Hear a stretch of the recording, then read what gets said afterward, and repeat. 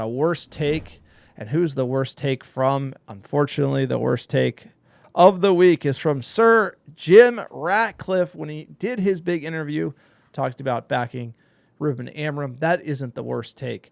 His worst take is talking about the academy. And he says, quote, "The academy has really slipped at Manchester United, but you need the academy to be producing talent all the time. It helps you financially. And you have to have a certain number of British players in the squad." The fact that he uses academy and financially so close together, and we have two great academy products, Garnacho, one being sold for the PSR profit, and then Mainu looking at maybe being sold. The fact that Jim Ratcliffe is talking about our academy and our financial position in such close order versus tradition and what the United way is concerning to me. That's why it's the worst take. He thinks the academy comes down to the finances.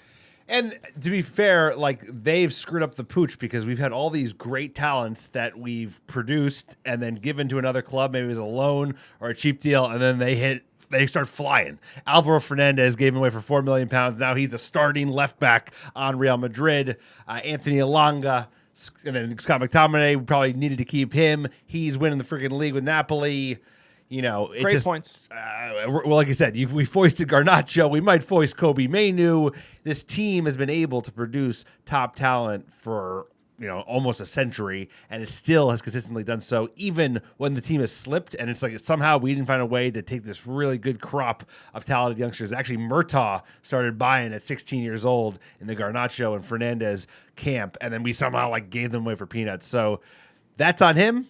And that's also a bad take because the academy is the lifeblood of Manchester United. We have to continue to invest in it, but we've been sneaky productive in terms of the players we produced even over the last decade. Just we found a way to not get money off them, which is but selling them that's not what this is about. Of course and this not. means It that should he be in the doesn't first understand team. Manchester United, and for him, Manchester United is seen under a financial lens, and that is not great for the guy who's running it. And I understand in the PSR era that it's tempting to sell the youth because you get such a benefit from a profit perspective. But at the end of the day, you have to remember what this football club is about. It's about the product on the pitch.